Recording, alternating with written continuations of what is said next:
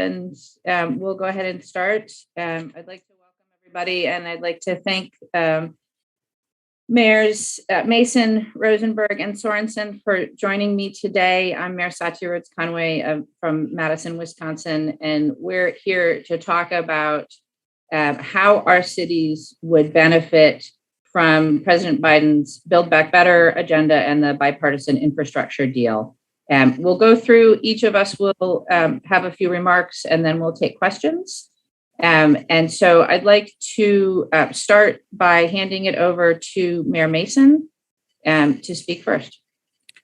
Thank you so much, Mayor. It's really would be transformational for the city of Racine and a lot of cities in Wisconsin and across America if the Build Back Better agenda were adopted in Congress. I really want to thank the president for his vision and ambition to build back our economy, not just to where it was before the pandemic, but to get us through the pandemic and really recover in ways that have been needed, not just since the pandemic started, but since then. Certainly the investments in infrastructure, particularly around green infrastructure and making real progress towards reducing our carbon footprint, will be real and substantial, even with discussions of the last couple of days.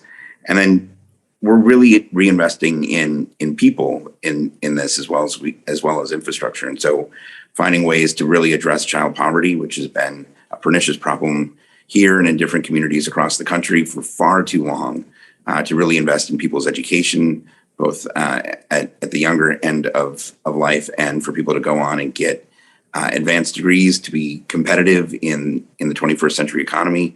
These are basic challenges that we need. And then it's got a holistic view around transportation that is desperately needed. Certainly there's more that needs to be done around transportation, but specifically its investments in rail could certainly be transformative for a community like Racine, which is the biggest city, the furthest from the interstate that you will find in the state of Wisconsin. And so being able to invest in rail to have that access to infrastructure between Milwaukee and Chicago would really change things radically for us. So as great as the recovery plan dollars have been to stabilize where we are and not have the COVID impacts make things worse economically, the opportunity here to have a once-in-a-generation chance to really reinvest in the infrastructure of our cities and the people who reside in them would just be a remarkable change and really make our city and the country a place where people have real opportunities to get into the middle class and thrive. Thank you, Mayor Mason. I'd like to turn it over next to Mayor Katie Rosenberg from Wausau. Thank you so much for convening us here today, Mayor Rhodes-Conway. This is a really important discussion, and I'm glad that we're talking about the infrastructure and investments there, because all of those will be transformational for Wausau as well.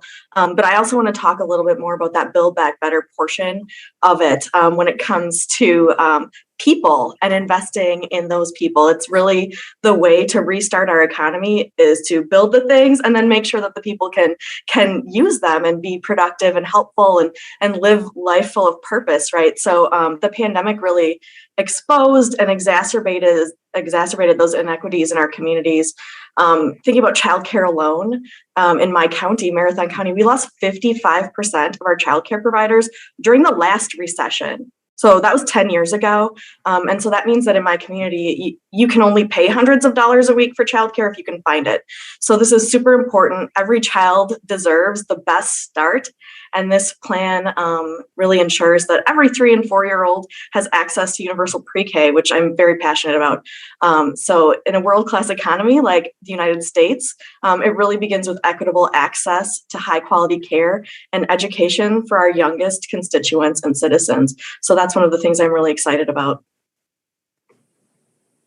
Thank you, Mayor Rosenberg. Now it's my pleasure to turn it over to Mayor Ryan Sorenson of Sheboygan. Thank you, Mayor Rhodes-Conway. Appreciate it. Basically, here to echo and support what we're all in favor of is passing the Build Back Better agenda. For Sheboygan, for example, we have over 200 miles of roads locally right now. And in Wisconsin, we have over 115,000 miles of roads, and 90% of all those roads are managed by local municipalities. Every single year, we have bigger and more contentious budget constraints, and it makes our jobs more difficult in terms of how we manage our priorities and making sure we have strong key investments in our communities. The infrastructure bill and the Build Back Better agenda is a local reinforcement to help us have stronger communities. For example, the investment in the community development block grant program is just tremendous, and I'm very excited about that because that goes directly into our community to help different nonprofits, different community services that we desperately need, whether that's housing, whether that's childcare, whether that's healthcare supportive services as well. The city of Sheboygan, we constantly look forward for making sure that we have a strong, healthy community as well. And a major component on that is housing. I think everybody, especially across the state of Wisconsin, is struggling to retain and attract new employees, and housing fundamentally is a key component of that, especially affordable workforce housing for so many people. So I'm excited to see the $7.5 billion of investment for the Community Restoration and Revitalization Fund for infrastructure and housing. So that's something that I'm strongly looking forward to as well in this package. So local municipalities where we need reinforcement and support, and this agenda definitely will deliver on that. Thank you, Mayor Sorenson. We know that a majority of Wisconsinites support President Biden's Build Back Better agenda and the bipartisan infrastructure deal. And each of our cities and every city in Wisconsin would benefit from these federal investments in infrastructure and the economy. The CARES Act and the American Rescue Plan Act staved off economic devastation from the COVID-19 pandemic, but now we really need to invest in our future. We need to invest in reducing and adapting to the impacts of climate change, in renewing our aging infrastructure, and in supporting working families. Here in Madison, we know that we need tens of millions of dollars worth of upgrades to our stormwater system to deal with future flooding and reduce the risk of a catastrophic flood. We need to upgrade our aging infrastructure, just for example, like the John Nolan Drive bridges, and add new infrastructure, like, just for example, Amtrak service to Madison. We know that these investments will bring family supporting jobs to Wisconsin and to our communities. But in order for families to be able to take advantage of those jobs and to help ease the workforce issues that many companies are facing right now, we need the federal government to invest in the care economy too. We need to transform childcare, making it available to every family who needs it, while making sure that childcare providers are compensated like the professionals that they are, professionals that are charged with taking care of our most precious resource, our children. This requires federal action and investment. I also want to thank President Biden for championing these investments, and Senator Baldwin and Representative Pocan for supporting them. And I call on Congress to get this done, to pass this legislation and make these needed investments in our country, in Wisconsin, and in our cities.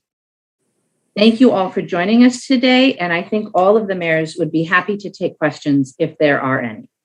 And please, as Adam has already demonstrated, use the raise hand function and I will call on you.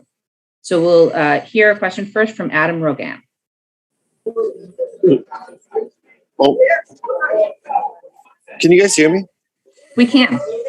Oh, yeah. Oh, thank you. Can you talk to other ways to address these problems, particularly like transportation or flood protections and other issues related to climate change without federal help? Like, can you talk to why these things can't be addressed at a local level or a statewide level or a regional level? Absolutely. I'm happy to take that first and then others weigh in as you'd like.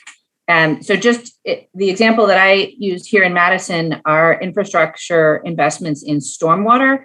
As you may know, Madison experienced pretty catastrophic flooding several years ago. And since then, we have embarked on a citywide mapping of our watersheds.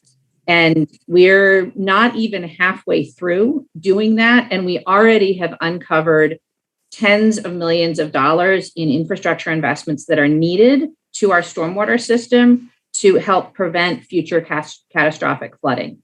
And our budget just simply can't support that. And we do not have the room under the levy limit. Even if we continue to borrow for these kinds of investments, the debt service alone would swamp our budget. And so we just don't, particularly municipalities here in Wisconsin, we have very few options left to us from the legislature for funding the work that's needed.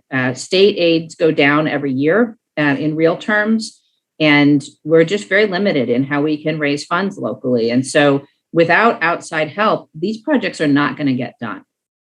Mayor, can I jump in on that one as well? Please. Everybody knows Sheboygan is the Malibu of the Midwest, and the lake is a part of our identity. We rely on it for the fishing industry, for tourism, for fun and recreation. Over the past few years, we've seen the direct impact of climate change has on all our waterways, whether it's Lake Michigan, whether it's the Sheboygan River.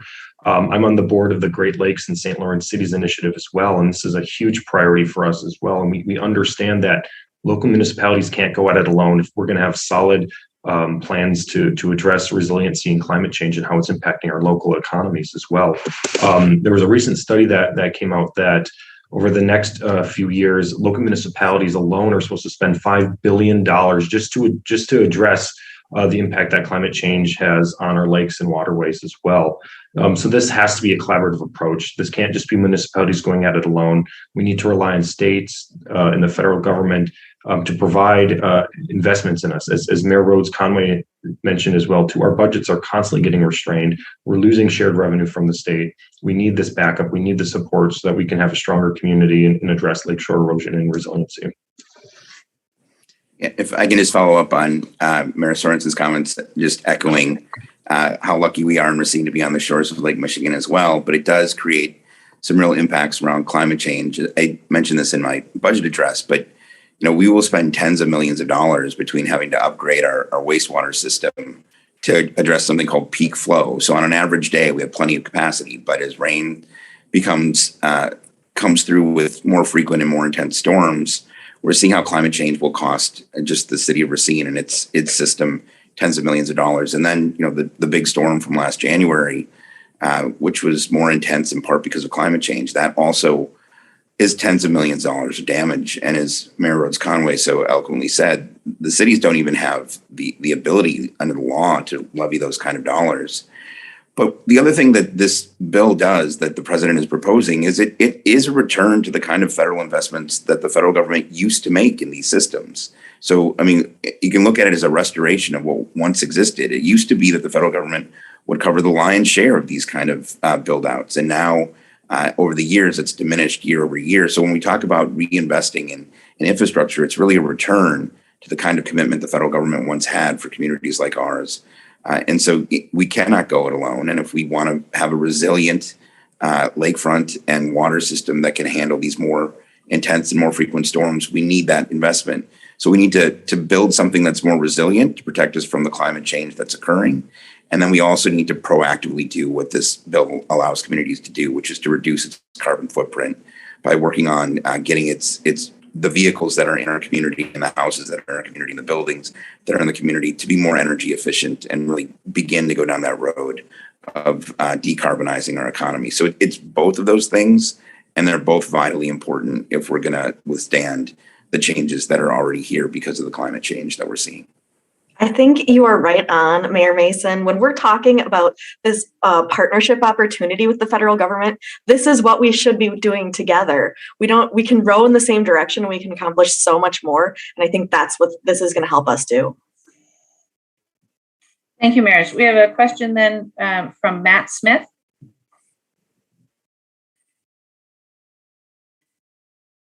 Hi there. Sorry, had to unmute quick. Thanks for letting us on this same link as you guys and responding to our questions. We really do appreciate it. I have two questions. You can either come back to me or we can do both of them. First, I just wanted your thoughts on what we're seeing in Washington. What is your level of frustration among the negotiations among Democrats? And do you have any lines in the sand that you would like to see drawn in terms of what is passed or what is or isn't in these packages when a final version may be agreed upon? Thanks for your question, Matt. I would just say that, local government doesn't have the luxury of not getting stuff done.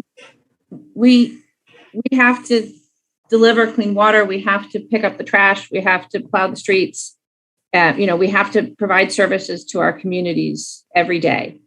And so it is frustrating to see Congress going back and forth and around and up and down and not making any progress on this.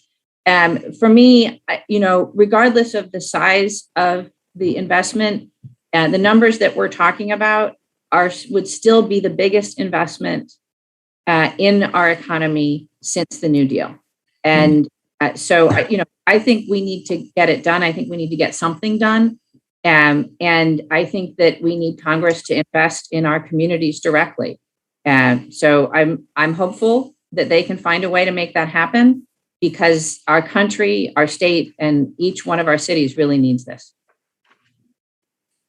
I mean, I would just add just the developments we're seeing in Washington the last couple of days. I mean, certainly is in some ways frustrating to watch if you're concerned about addressing climate change in a meaningful way. But I also see it as a real opportunity if one of the levers to address climate change is no longer going to be there. It means the partnerships with local and state communities is that much more important. It means we're going to have to get it done on the ground, community by community. So it's all the more important that we get this work done and really embrace the president's plan. And I think, like everyone, we thought this would have passed by now. And so we're really hoping that Congress can reach an agreement and move this forward so that we can build our communities back to where they need to be. And I would just want to add too, I'm extremely frustrated with Congress right now, and especially this infrastructure bill. It passed the Senate tremendously with bipartisan support, and it's frustrating seeing members of Congress taking extended leaves of absences, going on fundraising trips to Europe. I love what Mayor Rhodes-Conway said. Local governments, we don't have the luxury to do that. We have to continue working. We have to, making sure that we have sound budgets, providing those key services to our community. So I think Congress needs to just meet and get this done. Local governments are the leading example of how government can work. And I think Congress can learn a few things from us from the city level. I haven't been in Congress. I haven't been in the legislature. I appreciate a good policy body debate. And this has offered us an extended opportunity to learn what's in this bill. I've had many opportunities to talk to some staffers from Senator Baldwin's office about what's in here. So I feel more educated, although more impatient. So I think that, I do appreciate the process, but it is a challenge to watch it all go down, and you feel like your community and your residents and your neighborhoods are waiting. We're waiting for some relief here, and that's what we need. Matt, I think we'll circle back because we have a number of hands raised. So we'll go to Laura Schulte.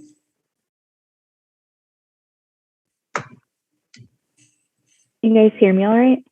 We can.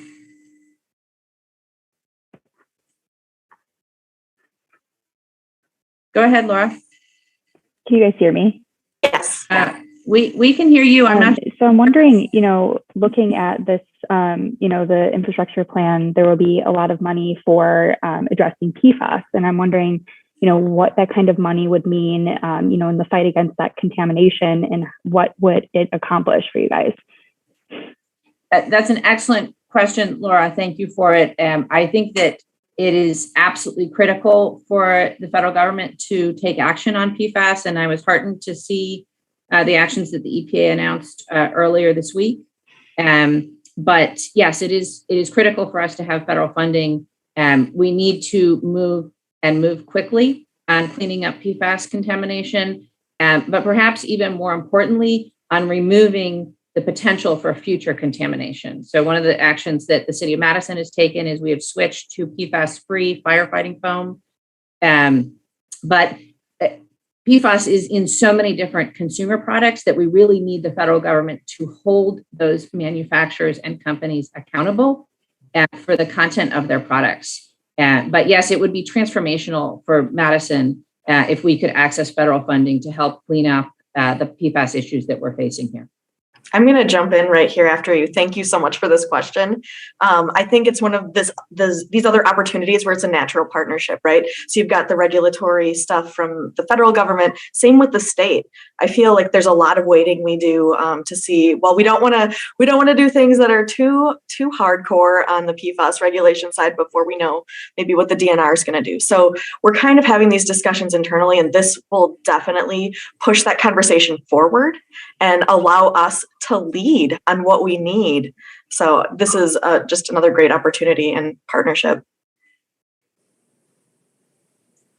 All right. Then we have a question from adaniel. Okay. Hi, can you hear me? Yes. Hi. My question's more specifically for Mayor Rosenberg, but please, anyone feel free to answer as well.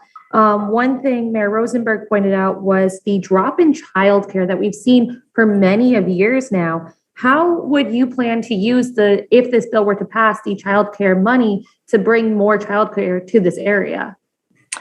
I think it has a couple of components to it that would be very helpful. First of all, we know that childcare providers are seriously underpaid, and they are so critical to development of people that we need to make sure that they're being paid a fair wage and they're being paid for the education and the different kind of certifications they need. So we need to make sure of that. And I think also from the side of a parent, I'm hearing from people who are paying hundreds of dollars a week, and that's $700 at the top end, but that is not affordable for many families. So I think it helps kind of subsidize a little bit of that and make sure that we're getting high quality care, but also at an affordable rate for parents. I mean, people are making the decision to watch for their children at home instead of sending them somewhere else. And we know that that's a tough decision to make, and your kid, high quality pre-K is so important. It really just puts you, like rocket propels your opportunities in school and beyond. So this is really, I think it's a multi-pronged approach, but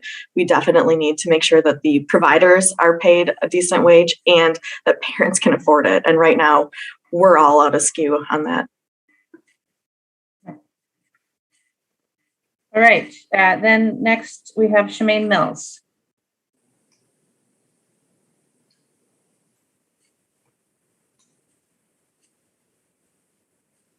Shemaine, you should have a prompt to unmute yourself. Unmute. Thanks for the call. Sorry about that. Mayors Conway and Rosenberg, you both touched on childcare and the importance to families. I'm wondering if you could talk about the economy. There were many who thought once schools opened up, working parents would return to the workforce, and there are indications that just hasn't happened. There's still a number of people who are not re-entering the workforce. Thank you, Shemaine, for the question. We have really seen that here in Madison. And as I talk with large employers around the city, we've talked directly with the Chamber and the United Way. Everyone is identifying the lack of affordable childcare as a real barrier to people re-entering the workforce. And this has been true at some level for years, but it is, again, like so many other things, the pandemic has just really exposed how much of a crisis we have in the childcare area. So I do think it is an absolutely critical issue. We need to be creating more childcare slots. As Mayor Rosenberg said, we need to make sure that childcare providers are adequately compensated and trained and certified. And we need to make sure that families can afford childcare. And I think that there are a number of different ways that we can work on this, including potentially childcare co-ops. And also it just literally the creation of more physical spaces for childcare. Just the groundbreaking that I came from was a unique project that combines affordable housing with expanding a childcare facility. So I think we need that kind of creativity in all of our communities. But again, we can be as creative as we want. If we can't find the funding to support that creativity and to make it possible for these childcares to succeed, we're not going to be able to get it done. And if we don't have more childcare, we're not going to see people returning to the workforce. So I think that this is all tied up together. The other thing that I would mention is that I am very, very hopeful for getting a vaccine approved for kids that are 5 through 12. And I think that will help parents feel comfortable, more comfortable returning kids to school, to childcare, and going back to work themselves. Can I just jump on that one as well? There was just a recent study done in the Sheboygan community that there are over 300 kiddos on waiting lists to get access to daycare. And in the Sheboygan community, we have a strong manufacturing base. And we've really have identified a major gap for parents that work third shift and that have young kiddos as well too. So right now we're working with some new nonprofits to find 24-hour daycare service providers as well. So we need to get creative and innovative in terms of how we're supporting childcare as well. Childcare, a few years, a couple of years back when I was going through the childcare system, it's not the same anymore. The economy has changed, and we need to get innovative to making sure that we're providing direct support for childcare agencies as well as companies and organizations that can provide childcare on site. So we got to think outside the box in terms of how we address this moving forward. I would say too, I think I'm of the age where a lot of my friends are having babies or dealing with children in their homes because they are theirs.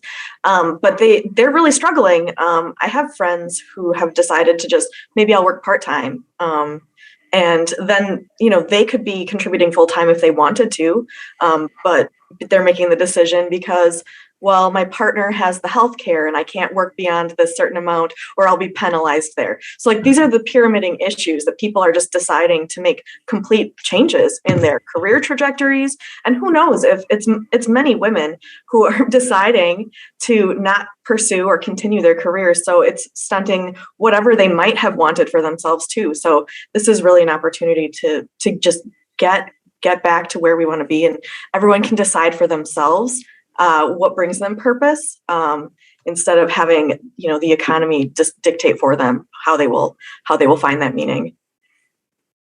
Yeah, I do think, just my own very limited household sample. I have a seventh grader who's in person, she's vaccinated, and I have a fifth grader and a fourth grader who are home again because they are too young to be vaccinated. And in Racine right now, 30% of our cases that are COVID positive are children under 18. And so, yes, we sent kids back to school this fall and really hoped that we would see a return to normalcy. Clearly that has not yet happened. I'll echo what Mayor Rhodes-Conway said. I cannot wait until they approve the vaccine for 5 to 11-year-olds so that we can create a little more confidence to be able to do that.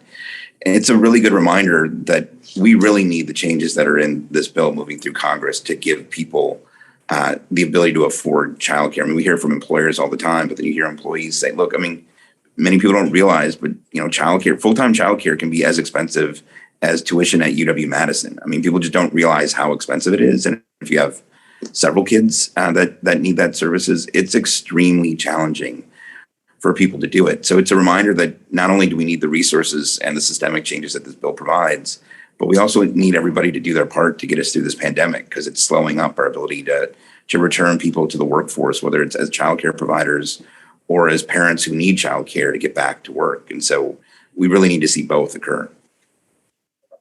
Thank you, Mayor. We'll circle back around now. We have, I think, another question from Matt Smith. Yeah, thank you. Real quick, Mayor Rhodes-Conway and Mason, wanted your insight real quick. The latest on the election investigation, your thoughts, if you have any better insight on if and when you will be asked to testify, where and how that may happen, as we're almost a week past this first round of documents being sent. The only thing that I would say is that we keep getting really mixed messages from Attorney Gableman and his folks.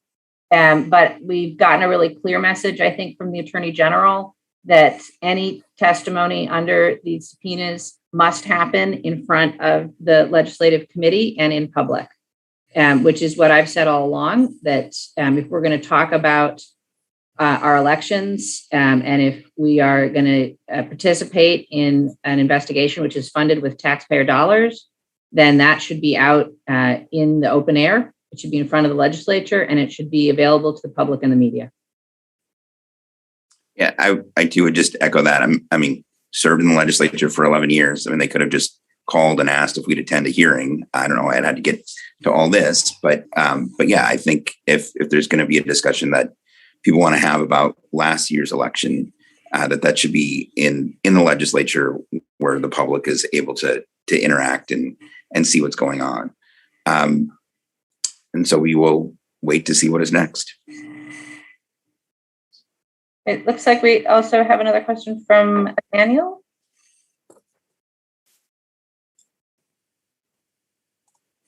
Hi, I'm sorry. My hand, I never pressed the lower hand button. Thank you. Okay, no worries. And then we'll see if Adam Rogan also forgot to lower the hand or still has a question. I never lowered my hand. Apologies. Okay. Well, then I don't have any other hands raised. Are there any final questions for any of the mayors?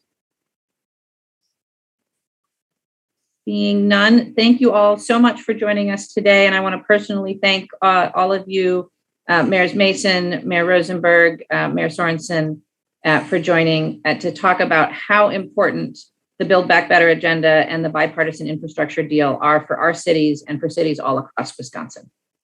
Thanks, everyone, and have a great rest of your day. Have a good week, everyone. Thanks.